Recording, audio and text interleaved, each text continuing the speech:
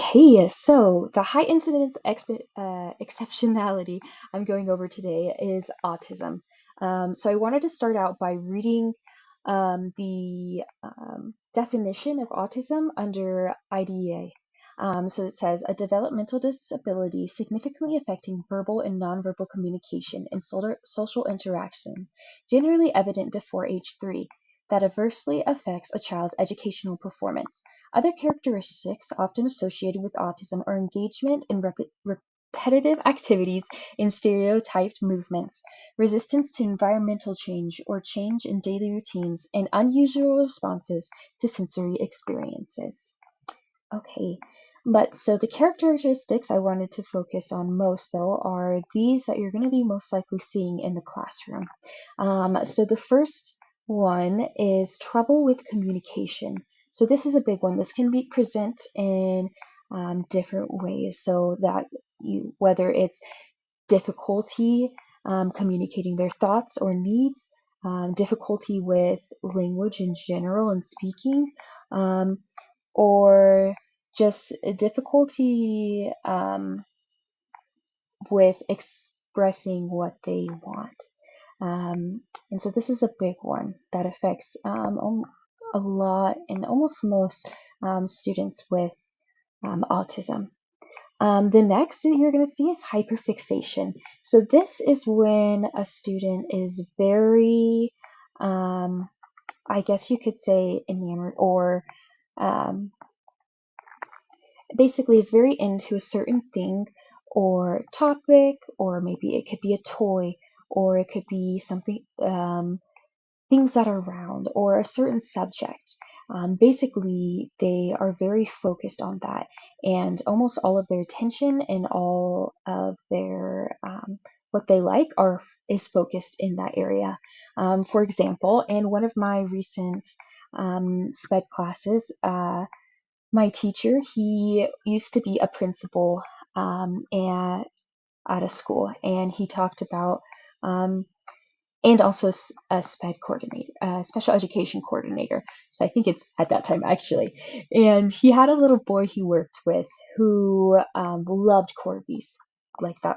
That was his hyperfixation. That's something he loved so much, and he had trouble really focusing on anything else that wasn't really related. So what he did for this student was that when an assignment came up, it was for an ELA class. He had them change the assignment.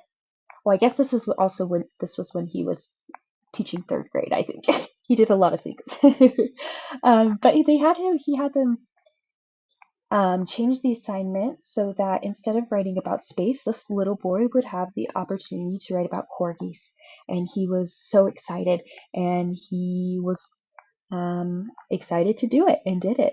And so it didn't change what the outcome of like what this assignment was meant for, because it's for ELA, it was just practice writing. But because of this adjustment, he was able to support this little boy. I haven't gotten to supports yet, but I thought that was a cool thing I wanted to add in earlier. So hyperfixations, it can make some things difficult, but it's important to get to know our students and use that to support them. So the next characteristic you'll probably see in the classroom is self-stimulation movements, as well as repetitive movements / activities. So this can be a lot of times you'll see hand clapping. This can be as well repeating words or phrases. A lot of times you'll also see rocking with these students, and obviously it's not an attempt to be disruptive or because they don't want to focus, but it's a self-soothing behavior. Um, but yeah, the next one we want to talk about was sensory overload. So this is students, children, and just people with autism can be very sensitive to different sensory stimulants. For example, some people don't react well to bright lights or very aggressive lights. Sometimes it's very like a lot of different bright colors. A lot of times it is just a lot of things happening at the same time, usually to do with loud noises overlapping noises, which is something difficult that can happen in a classroom, and it causes them to become overwhelmed and sometimes to even shut down. A lot of times, with certain students, this can kind of mess up the rest of their day. The next one we wanted to focus on was that you're going to see, maybe not as often, but with some students, is delayed speech and language. Some students won't be able to either speak at the level of others or be able to speak in general. This is usually recognized earlier in children with autism. They usually have delayed speech as a child. So they'll notice by maybe the age of 2, that's when they finally start speaking. And that is a big indicator of autism. Although they can still continue on to develop that language. It just, once again, depends on that student and where they are on the spectrum. And then the next one is difficulty understanding social interactions, which kind of goes along with trouble with communication. These three are kind of connected. Is that social interactions and these social rules don't come as natural to them as it does maybe for other children.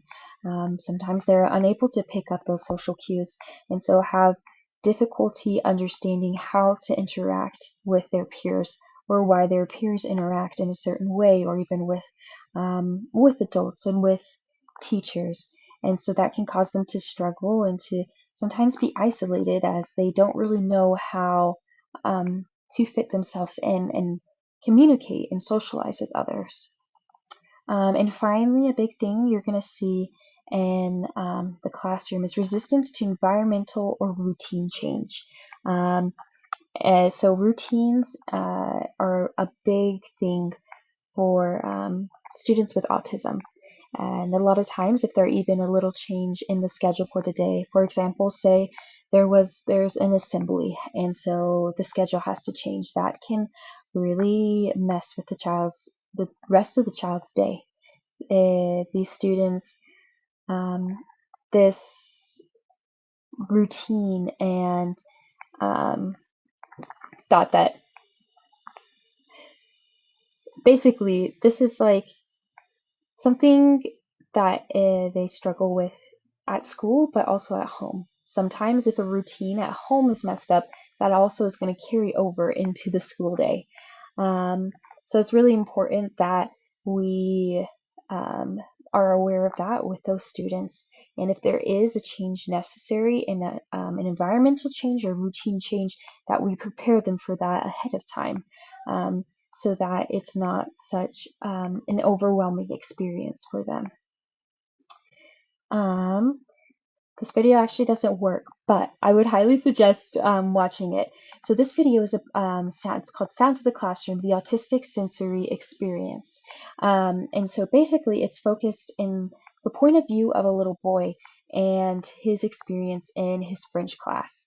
I'm guessing he's probably in middle school, and just the sensory overload he experiences, and with the different sounds around the classroom, as well as the bright lights, multiple people speaking at the same time, writing on the chalkboard, and it becomes just a very overwhelming experience for him, and you can tell that he's just not getting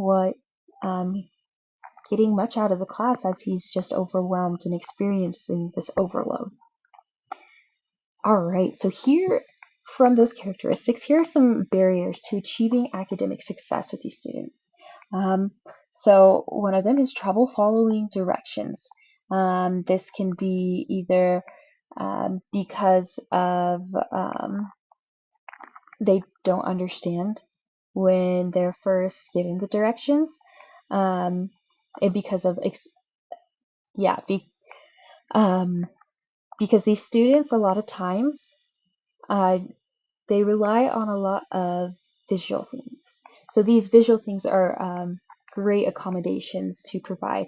So when, say, instructions are given and they're not clear or super direct, it's going to cause confusion, and even frustration as they are unsure on what to do. The next is executive function difficulty. So this is basically like keeping yourself on task or getting um, their ability to kind of focus themselves in a certain area without shifting. For example, maybe like focusing on a task that they need to do. A lot of times they'll get distracted or not feel the motivation to complete it and are unable to. Down here it says challenges with self-advocacy. So this is a huge one later on as they go into middle and high school.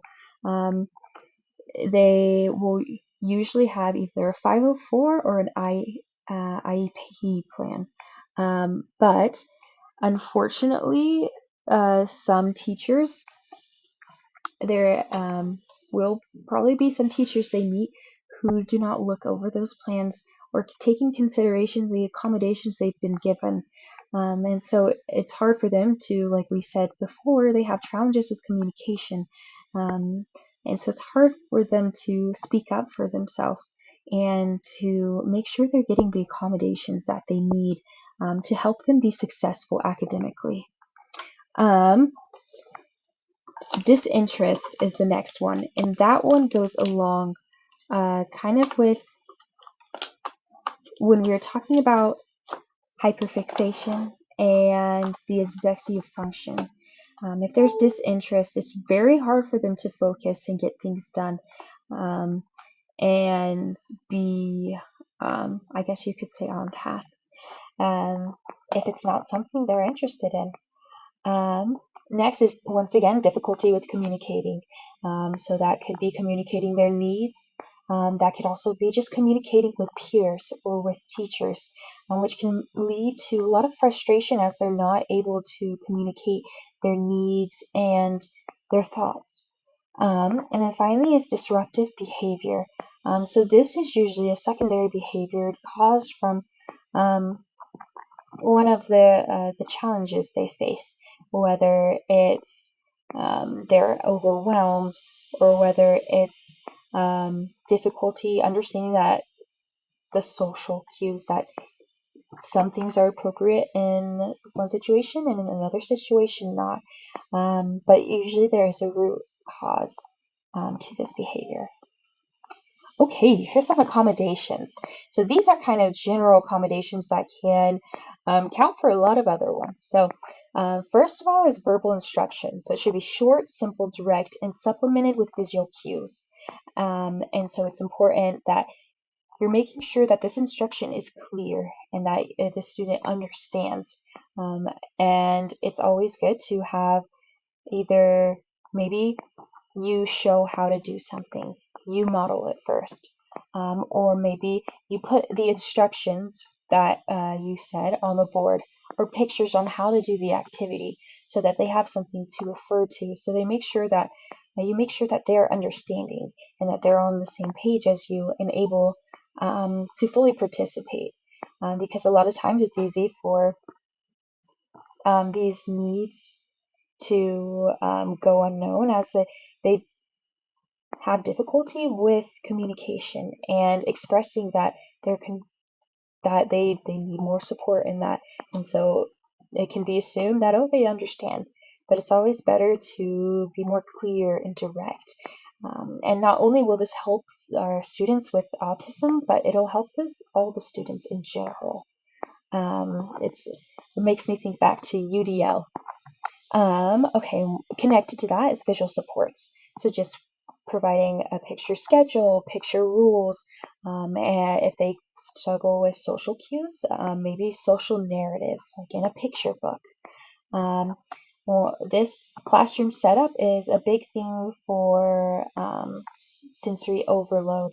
Also for helping them focus. If there's a lot of things that are distracting, they are more likely to get distracted, like a lot of things around the room or on the walls, or if the lights are too bright. So for example, I put here dimmable and natural lights are really good. No strong smells. Once again, that can be a sensory overload, and minimal background noises. So sometimes we might be tempted to put on some music or we might want to put on some music while our students work. Make sure it's either that student is okay with that or it's something very minimal that isn't going to be a huge distraction or something that's going to overwhelm them.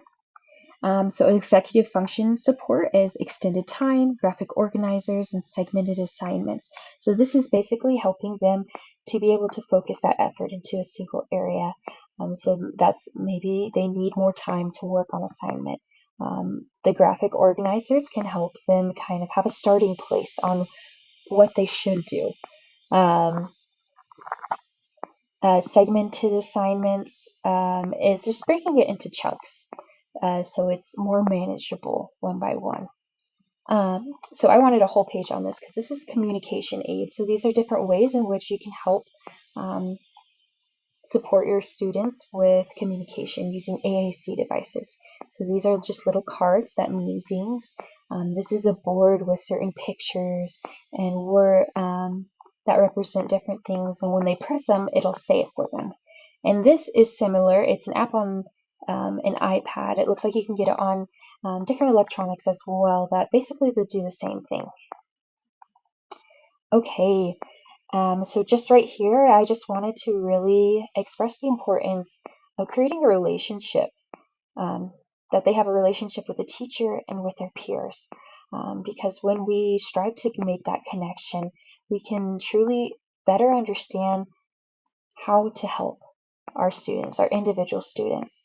And when they feel connected with others, they'll feel more of a sense of belonging and be able to learn better in a better environment. Well, thank you so much for listening. I wanted to include this final quote by Maya Angelou. It says, "In diversity, there is beauty and there is strength." And I think there really is so much beauty in our exceptional students, whatever their difference, and that our responsibility as teachers is to support them in every way we can because they can learn and they have so much potential. We just need to take the time and put in the effort to truly get to know them, love them, and support them. Thanks for watching.